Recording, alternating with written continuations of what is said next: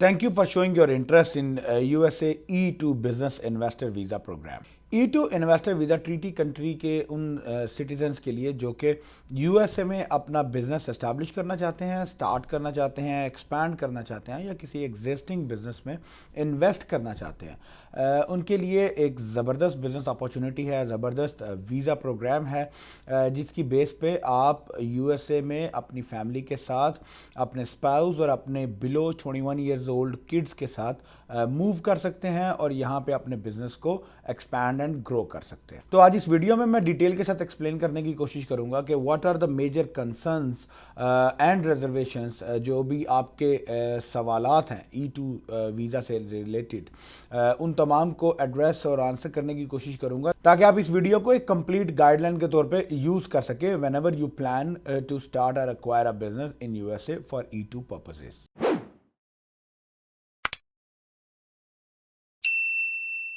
Assalamu alaikum. My name is Raheel Sheikh. I'm a business consultant based in Virginia, USA. मेरी firm startup business bureau में we provide consulting and management services to foreign investors and entrepreneurs जो USA में business establish करना चाहते हैं और उस business की बेस पे अपनी फैमिली के साथ यूएसए में मूव होना चाहते हैं। E2 वीज़ा को लेके बहुत सारी कन्फ्यूजन्स आपके माइंड में होंगी कि ये किस तरह का वीज़ा प्रोग्राम है, किन लोगों के लिए ये वीज़ा है, ये वीज़े के लिए एप्लीकेशन प्रोसेस कैसे होती है, इसका प्रोसीजर्स क्या है। तो मैं स्टेप बाय स्टेप में आपको ये तमाम प्रोसीजर्स एक्सप्लेन करता हूँ। सबसे पहले तो ये जान लीजिए कि E2 वीज़ा है क्या।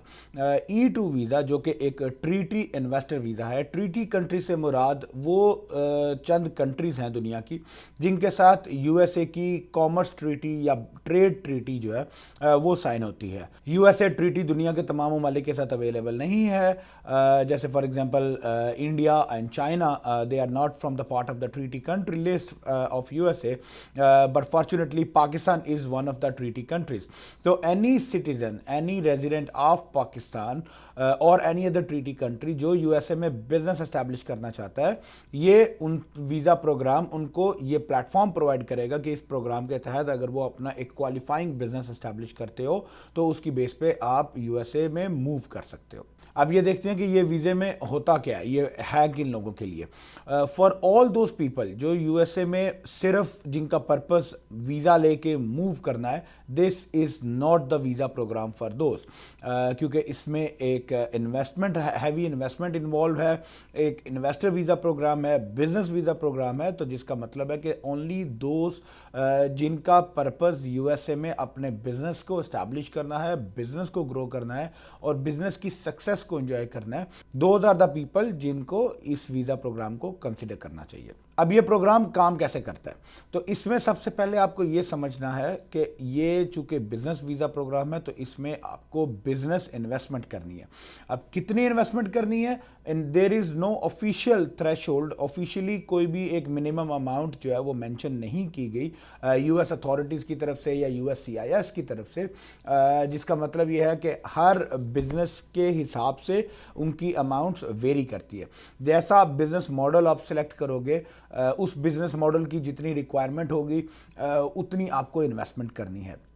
फॉर एग्जांपल, अगर आप आईटी सर्विसेज से रिलेटेड हो, ऑनलाइन सर्विसेज से रिलेटेड हो, आप डिजिटल मार्केटिंग का काम करते हो, तो एनीथिंग अराउंड 50 to 60 $70,000 डॉलर्स की इन्वेस्टमेंट इज सफिशिएंट। जबकि अगर आप किसी भी रिटेल बिजनेस में, ट्रेडिंग बिजनेस में या ऑफलाइन बिजनेस में जाते हो तो उसमें आपको एटलीस्ट 100-150,000 या समटाइम्स इससे भी ज़्यादा इन्वेस्टमेंट करनी होती है। Investment amount sometimes based on the consulates और based on the application centre जहाँ से आप एप्लीकेशन प्रोसेस कर रहे हो उसके हिसाब से भी वेरी करती है, because some consulates, some US embassies require much higher investments than other consulates और अदर एम्बेसीज। जिसका मतलब है कि फॉर एग्जांपल अगर आप कनाडा या यूके से बैठ के E2 वीज़ा को प्रोसेस कर रहे हो और आपकी इन्वेस्टमेंट एक स्मॉल स्केल के बजट के स्मॉल बिजनेस में है, 40, 50, 60, $70,000 डॉलर्स की इन्वेस्टमेंट है, तो आप एक सेफ इन्वेस्टमेंट में कंसिडर हो सकते हो। जबकि अगर आप पाकिस्तान काउंसलेट से अपनी जो वीज़ा एप्लीकेशन है वो प्रोसेस करना चाह रहे हो तो this amount would never be sufficient until and unless आप कोई बहुत out of the box business को जो है वो परसू कर रहे हो, कोई स्टार्टअप कंपनी लॉन्च कर रहे हो या कोई टेक बेस्ड स्टार्टअप लॉन्च कर रहे हो, तो ट्रेडिशनली पाकिस्तान से we prefer anything not less than at least 100 और $150,000 का जो बेंचमार्क है, ये मिनिमम आपकी अमाउंट होनी चाहिए। तो जब आप इतनी इन्वेस्टमेंट का बजट बना लेते हो तो फिर उसके बाद जो नेक्स्ट चैलेंज आता है, जो नेक्स्ट क्वेश्चन और कंसर्न आता है, वो ये आता है कि कौन सा बिजनेस जो है वो यूएसए में करना चाहिए। देखिए, ये सवाल मुझे बहुत कॉमनली सुनने को मिलता है कि जी आप हमें सजेस्ट करें। As a consultant, as a qualified consultant, I would definitely love to give you the feedback of what kind of a business market and industries are growing in the USA, but practically speaking choice of business varies from person to person. For example, US market में आज की date में tech based businesses, online digital businesses, services businesses बहुत rapidly grow कर रहे हैं, but not every single investor और every single businessman और एंटरप्रेन्योर कैन क्वालिफाई और can manage those kind of tech based businesses. तो हर एक बिजनेस की वैरायटी, हर एक बिजनेस की डिमांड, हर एक बिजनेस इन्वेस्टर की डिमांड डिफरेंट है। So rather than you ask somebody else कि आप हमें suggest करो, you need to focus कि what kind of businesses you can practically do. For example, just to give you some random examples, अगर आप किसी real estate business से हैं, अगर आप real estate construction development में हैं, real estate property brokerage में हैं, या किसी sales and marketing के business में हैं, तो real estate से related industry जो US में आप कर सकते हो, because you cannot do the brokerage or sale and purchase in the US, वो एक different category का बिजनेस है which is limited to the residents and citizens of USA. But real estate industry में आप होम रिपेयरिंग एंड रेनोवेशन का business जो है वो स्टार्ट कर सकते हो, आप प्रॉपर्टी मैनेजमेंट का बिजनेस स्टार्ट कर सकते हो, आप प्रॉपर्टी कंसीट सर्विसेज का बिजनेस स्टार्ट कर सकते हो, anything related to repair, property management, fix and flips, these kind of businesses जो है वो आप रियल एस्टेट इंडस्ट्री से जो है वो यूएसए में स्टार्ट कर सकते हो। द नेक्स्ट इज, अगर आप फॉर एग्जांपल कोई डॉक्टर हो तो आप हेल्थ केयर रिलेटेड इंडस्ट्रीज में बिजनेस स्टार्ट कर सकते हो। हेल्थ केयर रिलेटेड में senior home care, senior citizens जो है उसमें medical care and non medical care दोनों सर्विसेज आप प्रोवाइड कर सकते हो। आप मेडिकल ट्रांसपोर्टेशन की सर्विस प्रोवाइड कर सकते हो, आप non emergency medical transportation provide कर सकते हो, मेडिकल बिलिंग एंड कोडिंग का बिजनेस है वो आप कर सकते हो। तो anything related to the health care industry, आप हेल्थ केयर की कोई प्रोडक्ट्स हैं अगर आपके पास, तो कोई ऐसी प्रोडक्ट की इंपोर्ट, एक्सपोर्ट, ट्रेडिंग, मैन्युफैक्चरिंग और डिस्ट्रीब्यूशन कोई भी जो है वो काम कर सकते हो। इसी तरह अगर आप किसी बैंकिंग या इंजीनियरिंग फील्ड से या गवर्नमेंट डिपार्टमेंट से जॉब करते हो या किसी मैनेजमेंट ऑपरेशनल एक्सपीरियंस है आपका, तो आप के पास काफ़ी सारे ऑप्शंस हैं डिपेंडिंग कि आपकी प्रायोरिटीज़ और प्रेफरेंसेस क्या है। आप ऑनलाइन ट्रेडिंग बिजनेस कर सकते हो, ई कॉमर्स बिजनेस कर सकते हो, आप रिटेल स्टोर्स खोल सकते हो, आप grocery, 7-Eleven, C stores, mobile shops, आप laundry shop, laundromat, anything of that kind of a retail और ट्रेडिंग बिजनेसेस जो है आप वो कंसिडर कर सकते हो। इसी तरह अगर आप फूड इंडस्ट्री से हो, आपका विजन, आपका पैशन फूड इंडस्ट्री में है, तो नेचुरली आप फूड इंडस्ट्री में आपके पास हॉस्पिटैलिटी इंडस्ट्री है, आपके पास फूड रेस्टोरेंट्स हैं, सिंगल वन डिश रेस्टोरेंट्स हैं, आप उसके अलावा कोई डिजर्ट सेंटर, कोई आइसक्रीम पार्लर, कोई फ्रेंचाइज, कोई डंकिन डोनट्स, कोई डिजर्ट शॉप, आप इनमें इस तरह का कोई भी बिजनेस स्टार्ट कर सकते हो। हॉस्पिटैलिटी इंडस्ट्री में आप इवेंट्स मैनेजमेंट, आप कैटरिंग सर्विसेज, आप जो है वो पार्टी ऑर्गेनाइजर, वेडिंग ऑर्गेनाइजर और दीज काइंड ऑफ बिजनेसेस जो है आप वो स्टार्ट कर सकते हो। So please understand, rather than you depend के यूएस में क्या बिजनेस अच्छा चल रहा है, trust me, you pick up an industry in the US and उसी इंडस्ट्री में 10 सक्सेस स्टोरीज होंगी और 100 फेलियर स्टोरीज भी मौजूद होंगी। तो इट प्रैक्टिकली डिपेंड्स के what kind of business you can manage and you can handle and you can support. तो इस तरह की किसी भी इंडस्ट्री में आप अपनी बिजनेस इन्वेस्टमेंट्स कर सकते हो। अब जब आप इन्वेस्टमेंट और बिजनेस दोनों को डिसाइड कर लेते हो, तो you need to come up with the logical mixup of both, जिसका मतलब ये है कि don't try to mix the two things together, which means कि आप एक for example retail trading business, C store, 7-Eleven, gas station या कोई भी कैपिटल इंटेंसिव बिजनेस अगर आप पिक करते हो और उसके साथ आप ये कहते हो कि आप मिनिमम अमाउंट ऑफ इन्वेस्टमेंट 50, 60, 70, 80 या बिलो 100,000 की कोई भी इन्वेस्टमेंट अगर आप करने जाते हो तो that does not match, that would never happen.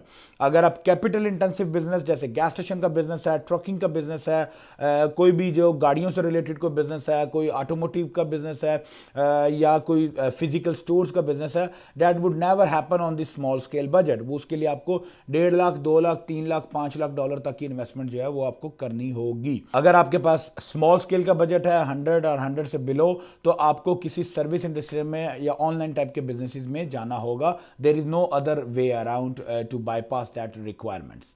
अच्छा, नेक्स्ट कंसर्न ये है कि आप ये सारा जो प्रोसेस है ये होता कैसे है। आप पाकिस्तान में बैठे हो या अपने होम टाउन में बैठे हो, तो आप इस प्रोसेस को लेके कैसे चलोगे। इन्वेस्टमेंट आपको पहले करनी होती है या बाद में करनी होती है, और क्या इसकी रिक्वायरमेंट्स और पैरामीटर्स और प्री रिक्विजिट्स है। तो इस सारे प्रोसेस को एक्सप्लेन करते हैं जी। कि सबसे पहले आप ये जान लीजिए कि इन्वेस्टमेंट आपको वीज़ा एप्लीकेशन से पहले करनी है। यानी ये इन्वेस्टर वीज़ा है, इसमें जब आप इन्वेस्टमेंट कर दोगे तो उस इन्वेस्टमेंट के डॉक्यूमेंट्स की बेस के ऊपर ही आपकी एप्लीकेशन एम्बेसी में या वीज़ा काउंसलेट में सबमिट होगी। अब वो इन्वेस्टमेंट ओवरसीज में बैठ के आपके करने का क्या प्रोसेस है, तो उसके लिए आप ये प्रोसेस समझ लीजिए कि सबसे पहले आप जब प्लान करते हो कि आपको ये प्रोसेस करना है, तो आप किसी भी कंसल्टेंट या अटॉर्नी को हायर करोगे ताकि वो आपको इस पूरे प्रोसेस में हेल्प कर सके। फॉर एग्जांपल, हमारे जो क्लाइंट्स हैं, हम उनके लिए सबसे पहले जो है वो कंपनी रजिस्टर करते हैं। As a non US resident, as a foreigner, आप अपनी कंपनी रजिस्टर कर सकते हो। आपके कंपनी रजिस्ट्रेशन के लिए आपका यूएस में प्रेजेंट होना या यूएस रेजिडेंट सिटीजन होना जरूरी नहीं है। तो सबसे पहले हम आपकी कंपनी रजिस्टर करेंगे, उसके बाद आपके टैक्स रजिस्टर्स होंगे, आपके EIN सर्टिफिकेट्स आएंगे, आपका सारा जो लीगल प्रोसीडिंग्स है वो सारी कंप्लीट होगी, और उसके साथ ही आपका एक डिजिटल बैंक अकाउंट जो है वो ओपन किया जाएगा। अगर आपके अपने को रेफरेंस यहाँ पे मौजूद है, कोई फैमिली मेम्बर्स मौजूद है जिनके ऊपर आप ट्रस्ट कर सकते हो और जिनको आप अपने बिजनेस के अकाउंट के लिए ऑथोराइजेशन दे सकते हो, तो आप किसी भी रिप्रेजेंटेटिव को ऑथोराइज कर सकते हो और वो आपके बिहाफ पे आपके बिजनेस के लिए बैंक में जाके अकाउंट ओपन कर देंगे। तो ये आपका इनिशियल प्रोसेस है। जब आपके बैंक अकाउंट ओपन हो जाता है, उसके बाद आप अपने फंड्स अपनी होम कंट्री से ट्रांसफर करते हो इस बिजनेस बैंक अकाउंट में जो आपने यूएसए में एस्टैब्लिश किया। होम कंट्री से फंड्स कैसे ट्रांसफर होंगे, वो official proper through bank channel होंगे, जिसके लिए बहुत इंपॉर्टेंट है कि आपके फंड्स का सोर्स ऑफ फंड्स और मनी ट्रेल दोनों मौजूद हो। आपके funds tax declared and tax paid होने चाहिए। That is very important, very crucial. और ये टैक्स पेड फंड्स के लिए फिर आप अपने फंड्स को जब अपने थ्रू प्रॉपर बैंकिंग चैनल से यूएसए के बैंक अकाउंट में मूव करोगे, ताकि वो फंड्स यहां से डिस्बर्समेंट के लिए और बिजनेस एक्सपेंसेस के लिए यूटिलाइज किए जा सके। अब जब यहां तक का प्रोसेस आपका कंप्लीट हो जाएगा, then you need to come up and decide whether आपको एग्जिस्टिंग बिजनेस परचेज करना है या आप कोई new business, new startup company जो है वो लॉन्च करोगे। अगर आप स्टार्टअप कंपनी लॉन्च करने जाते हो, तो यहां से आपका बिजनेस बिल्डिंग का बिजनेस इंफ्रास्ट्रक्चर जो है डेवलप करने का जो प्रोसेस है वो स्टार्ट हो जाएगा। यानी हम स्टार्टअप कंपनीज के लिए क्या चाहिए होता है कि आप पहले कोई ऑफिस या कोई रिटेल स्टोर या बिजनेस लोकेशन, जो भी आपने बिजनेस स्टार्ट करना है, उस तरह की आप जो शॉप या लोकेशन या ऑफिस जो भी आपको चाहिए वो आप लीज आउट करोगे। फिर उसका इंफ्रास्ट्रक्चर बिल्ड करोगे, उसमें फर्नीचर, फिक्सचर्स, उसकी सारी डेवलपमेंट वो सारा आप रेडी करोगे। जब वो सब रेडी हो जाएगा, तो उसके बाद आप अपनी इन्वेंट्री, अपनी सर्विसेज, अपना स्टॉक्स जो भी आपने उस बिजनेस में सेल करना है, अगर कोई प्रोडक्ट सेल करते हो और अगर सर्विसेज सेल करते हो, तो उसके लिए फिर आपको अपनी वेबसाइट्स, अपनी ऑनलाइन प्रेजेंस, वो सारी चीज़ें जो है वो प्रिपेयर करनी होंगी। और ये सब कुछ करने के बाद आपको एक पूरा बिजनेस प्लान बनाना होगा, इसकी मार्केटिंग स्ट्रेटजीज बनानी होंगी, इसकी आपको 5 ईयर की फाइनेंशियल फिजिबिलिटी बनानी होगी, आपको अपनी पूरी स्ट्रेंथ्स और वीकनेसेस दिखानी होंगी। तो ये सारा प्रोसेस करने के बाद आप अपनी एप्लीकेशन को प्रोसेस करने के लिए तैयार हो गए।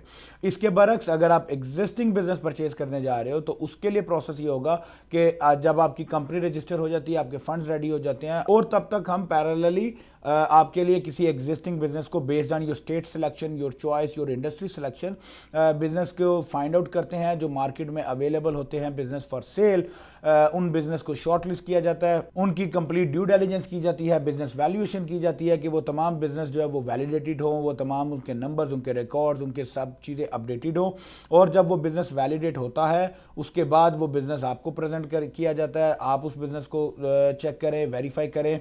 जब आपको उसकी सेटिस्फेक्शन हो जाए और आप उस बिजनेस से कंप्लीटली जो है वो आप उसमें इंटरेस्टेड हो जाएं, तो फिर उस आपके बिहाफ पे और आपके साथ मिलके उस सेलर ऑफ द बिजनेस के साथ नेगोशिएशंस की जाती हैं, बिजनेस ट्रांजैक्शंस को एग्जीक्यूट किया जाता है। वो आपकी जो एक सेल परचेज एग्रीमेंट है, लीगल फॉर्मेट्स के थ्रू वो एग्रीमेंट जो है वो एग्जीक्यूट होता है, और ताकि आप अपने फंड्स जो है वो सेलर को in terms of buying, purchasing और बिजनेस आप उसको ट्रांसफ़र कर सकें। अब यहाँ पे एक बड़ा इंपॉर्टेंट क्वेश्चन ये आता है कि जी कुछ इन्वेस्टर्स का कंसर्न होता है कि एस्क्रो अकाउंट जो है वो they want to use it as an escrow account, कि बिजनेस परचेजिंग के लिए या बिजनेस स्टार्टअप के लिए एस्क्रो अकाउंट यूज़ किया जाए। अब ये समझिए कि एस्क्रो अकाउंट होता क्या है और ये काम कैसे करता है। Escrow is a third party agent, कोई भी इंडिविजुअल, बैंक, ऑर्गेनाइजेशन, इंस्टीट्यूट्स जो कि एक थर्ड न्यूट्रल पार्टी के तौर पे काम करते हैं, कि आप अपने फंड्स, आपने एक बिजनेस परचेज किया, एक बिजनेस को आपने फाइनलाइज किया, और सेलर ऑफ द बिजनेस के साथ आपने अपनी टर्म्स एंड कंडीशंस जो है वो फाइनलाइज कर ली। फिर आप अपने फंड्स, जो भी आपकी एक डिसाइडेड फाइनलाइज अमाउंट है, वो फंड आप एस्क्रो एजेंट यानी जो बैंक है, थर्ड पार्टी है, आप उस एजेंट के पास अपने फंड्स ट्रांसफर करते हो, अपने फंड्स डिपॉजिट करते हो, और वो एजेंट आपके और सेलर के दरमियान में एक गारंटर के तौर पे काम करता है। तो इसमें एस्क्रो में कंडीशन सिर्फ और सिर्फ there is only one condition which is required, के release of escrow funds is subject to E2 approval और E2 कंटीजेंसी। जिसका मतलब ये होता है कि अगर आपका E2 इंशाल्लाह अप्रूव हो जाए तो फंड्स आपको वापस कभी नहीं मिलेंगे, फंड्स आपके सेलर ऑफ द बिजनेस जो है उसके पास चले जाएंगे। और अगर E2 वीजा खुदा ना खास्ता रिजेक्ट हो गया, then the funds would come back to the buyer. So this is the process of escrow, but you need to understand a very important point कि escrow के लिए आपकी रिसीविंग एजेंट जो है, रिसीविंग पार्टी होना बहुत ज़रूरी है। रिसीविंग पार्टी से क्या मुराद है कि आपका सेलर ऑफ द बिजनेस, जो कि सेलर जो कि बिजनेस को सेल कर रहा है, वो फंड्स की जो रिसीव करेगा वो होना बड़ा ज़रूरी है, और उसका एस्क्रो के लिए एग्री होना भी बहुत इंपॉर्टेंट है। Not every seller in the US market today is ready to accept the escrow, because escrow का मतलब है कि सेलर को कपल ऑफ मंथ्स के लिए, 3 महीने, 4 महीने, 6 महीने के लिए आपका वेट करना है। He cannot sell the business to open market, he has to wait for you. तो not every single seller is ready to accept your escrow account. और इसी तरह अगर आप अपना बिजनेस स्टार्ट कर रहे हैं, ब्रांड न्यू बिजनेस लॉन्च कर रहे हैं, तो in the startup companies, in any starting of businesses, there is no receiving party, because इसमें रिसीविंग पार्टी कोई 1% रिसीविंग पार्टी नहीं होती जो आपको बिजनेस सेल करती है।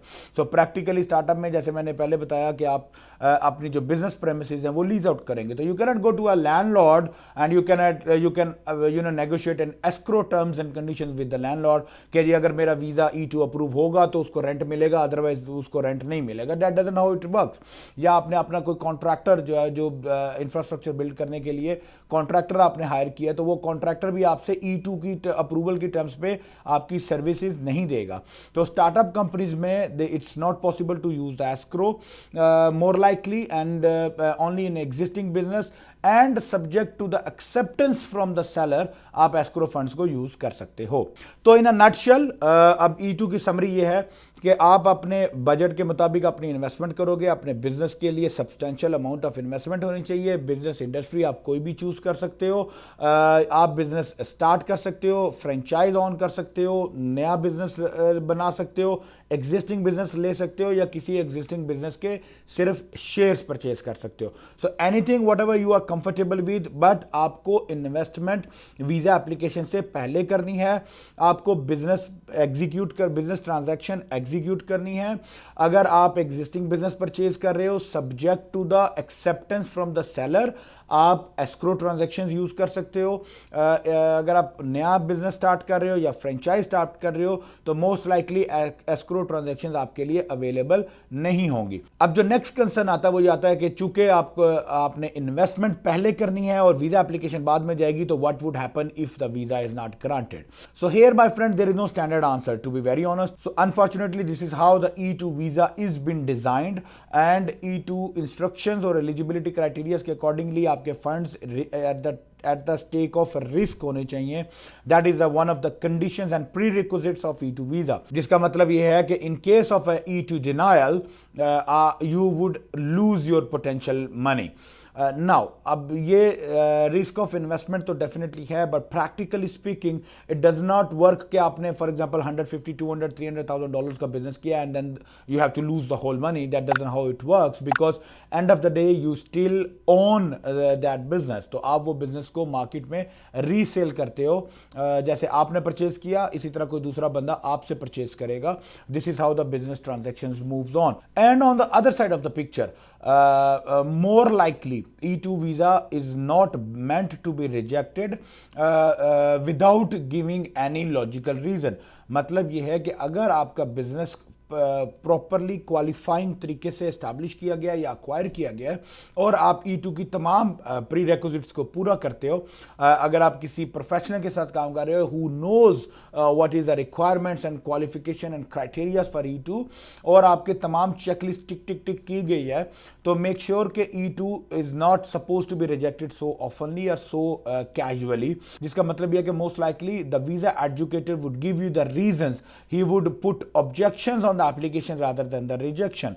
तो ऑब्जेक्शन का मतलब यह है कि अगर वो किसी 1 2 3 4 पॉइंट से सेटिस्फाइड नहीं है वीजा ऑफिसर, वो हमें उसके डिटेल्स बताएगा and then we rework on those points, we rework on everything whatever he has pointed us, so that we can resubmit the application and we can still get the E2 approval. So this is a detailed process. You must go through the step by step process again. You must understand the whole concept of E2. आप जब भी business के लिए plan करना चाह रहे हैं तो आपको ये सारे स्टेप्स जो है वो फॉलो करने हैं और प्रोसेस करने हैं. At the end of the video, I would like to answer one more common question कि what is our role into the whole process और हम लोग किस प्रोसेस में कहाँ पे जो है वो क्या हेल्प कर सकते हैं. So here it's a big disclaimer that we are business consultants. We are not immigration attorneys. We do not entertain your immigration related matters. E2 visa के लिए जो सबसे इंपॉर्टेंट चीज आपको चाहिए, जिसकी बेस पे E2 वीजा एस्टैब्लिश होता है, बिल्ड होता है, वो है आपका बिजनेस. वो है E2 बिजनेस, जो कि एक क्वालिफाइंग बिजनेस होना चाहिए ताकि उसकी बेस पे आप E2 को क्वालिफाई कर सकें. We being business consultant we take care of every single step of the business process, जिसमें आपके तमाम कंपनी के legal procedures, company registrations, tax registrations, bank account opening assistance, आपकी तमाम क्लाइंट प्रोफाइलिंग, क्रेडिट प्रोफाइलिंग, अगर आप नया बिजनेस स्टार्ट कर रहे हो तो negotiating, finding and negotiating the lease terms on your behalf, dealing with the vendors, suppliers, building up the infrastructure. अगर आप एग्जिस्टिंग बिजनेस परचेज कर रहे हो तो finding a qualifying business, doing the due diligence of the business, valuation of the business, making sure the transaction is properly executed, representing you in the business transaction, आपके behalf पे business negotiations, closing the deal, signing up the legal paperwork, recommendations on the whole business, preparing the business plan, financial feasibility reports, overall profiling. So practically every single step of a business acquisition process, we take care of it and we help you and assist you and guide you in navigating the whole process. So if this is something which is of your interest, कि अगर आपको ये सारे criteria and qualifications समझ में आ रहे हैं and you feel that this is a visa program for you, you need to start a business in the USA, you are confident about your business ideology, you are confident about your business skills, and you need an extra help and you need our assistance. USA में कोई भी आपको business setup करने के लिए या E2 visa के लिए कोई concerns हैं and you wanted our assistance on that, so feel free to reach out to us. Me and my team would be happy to address all of your concerns and questions. Thank you so much. Assalamu alaikum.